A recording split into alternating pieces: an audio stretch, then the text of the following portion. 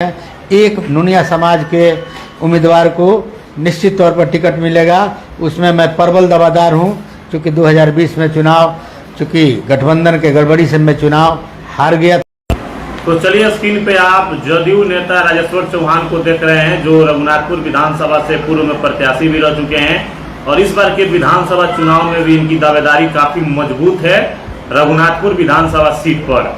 और अभी जो खबर मिल रही है ऐसा कि वो शायद सीट, जो रघुनाथपुर जो सीट है, वो शायद फिर से जदयू के कोटा में ही रह सकता है। तो यहाँ से कहीं ना कहीं राजेश्वर चौहान की दावेदारी फिर से एक बार मजबूत हो सकती है इस विधानसभा सीट पे। राजेश्वर जी, चुनाव की तैयारी कैसे चल रही है? देखिए सर, सबसे पहले मैं आपके चैनल को बहुत बहुत धन्यवाद और बधाई दे रहा हूं, और आपके चैनल के माध्यम से जो भी रघुनाथपुर विधानसभा के मतदाता सुन रहे हैं उनको भी मेरे तरफ से बहुत बहुत धन्यवाद और बधाई।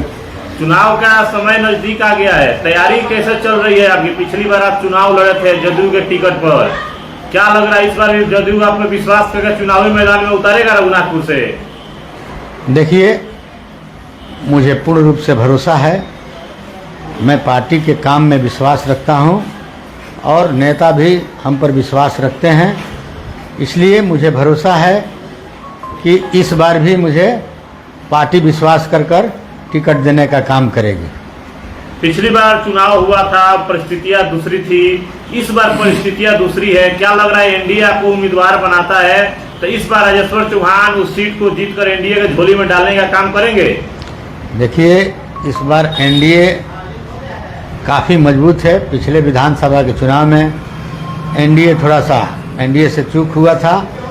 कुछ हमारे घटक दल इस गठबंधन से थोड़ा सा दूरी बनाए हुए थे, इसलिए हम लोग चुनाव लूज किए। लेकिन इस बार हमारे सभी घटक दल एकजुट हैं और मुझे भरोसा है कि इस बार पार्टी मुझ पर विश्वास करके टिकट देती है तो निश्चित वहाँ से चुनाव हम लोग जीतेंगे।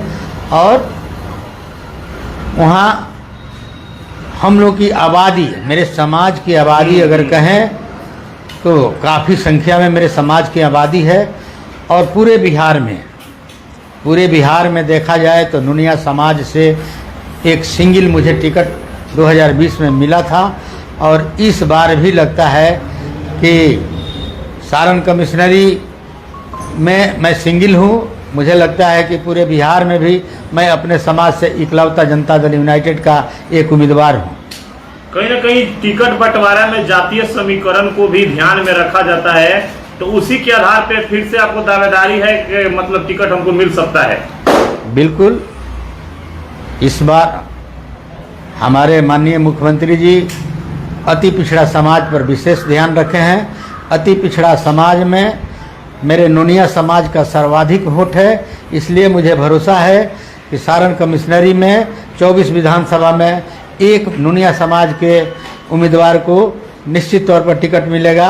उसमें मैं प्रबल दावेदार हूं, चूँकि 2020 में चुनाव, चूँकि गठबंधन के गड़बड़ी से मैं चुनाव हार गया था, इसलिए भरोसा है कि पार्टी हमारे समाज को ध्यान में रखते हुए, नुनिया समाज को ध्यान में रखते हुए इस बार मुझे लड़ाने का बिल्कुल कोशिश करेगा। इससे हमारे नुनिया समाज के, सारण कमिश्नरी के सारा नुनिया के समाज माननीय मुख्यमंत्री जी के साथ हैं और बिहार के नुनिया समाज के भी लोगों का मेरे ऊपर निगाहें टिकी है कि राजेश्वर चौहान जी का रघुनाथपुर विधानसभा से टिकट मिल रहा है कि नहीं मिल रहा है। सबकी निगाहें हमारे समाज के लोगों को हम पर टिका हुआ है कि क्या होता है। इस तरह से निर्णय, कहीं जो रघुनाथपुर सीट है वो नुनिया समाज के अंदर एक विश्वास पैदा करेगा एनडीए के प्रति। अगर टिकट मिलता है तो विश्वास मजबूत होगा, अगर टिकट नहीं मिलता है तो विश्वास की धागा कमजोर होगी। बिल्कुल, इस चीज को मानते हैं राजेश्वर चौहान? बिल्कुल सही बात है।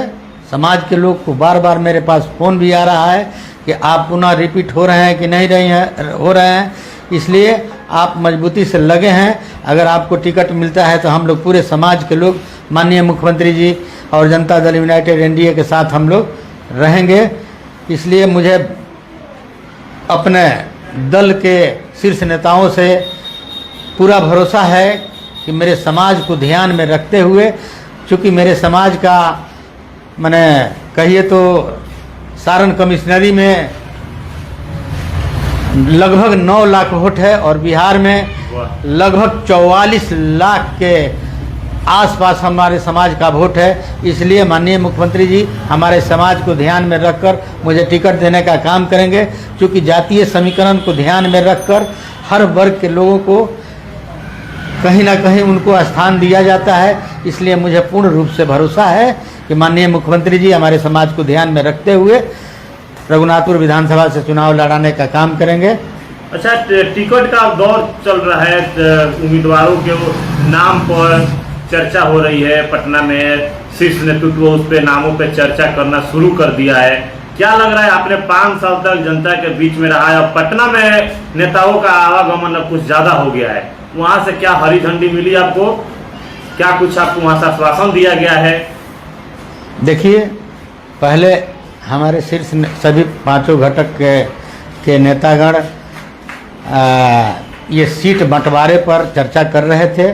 मुझे लगता है कि लगभग यह बंटवारा अंदर खाने से तय हो चुका है और जनता दल यूनाइटेड के खाते में रघुनाथपुर विधानसभा जाने की प्रबल संभावना है। यानी पिछला साल वाला ही फार्मूला इस साल भी लागू रहेगा? मुझे लगता है कि इस बार भी वही रहेगा, जो जहां से हमारी जनता दल चुनाव लड़ी थी वहां से चुनाव लड़ेगी।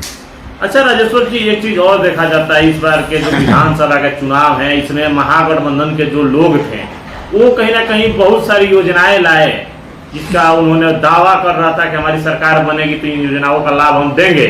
इसमें माई बहिनमान योजना भी था। लेकिन ये नीतीश कुमार जो एक योजना लाए हैं महिलाओं को रोजगार को लेकर, जिसमें 10-10 हजार रुपया प्रत्येक महिलाओं को दिया जा रहा है और लगभग 75 लाख महिलाओं के अकाउंट में 10-10 हजार रुपया डाल भी दिया गया है। इसको महागठबंधन के लोग कह रहे हैं कि इससे वोट खरीदने का कोशिश किया जा रहा है, नीतीश कुमार वोट खरीदने का काम कर रहे हैं। देखिए, माननीय मुख्यमंत्री जी ने जो ये कल्याणकारी योजनाएं जो लागू किया है, अनेकों योजनाएं, जैसे आपने बताया ये महिलाओं को 10,000 रुपया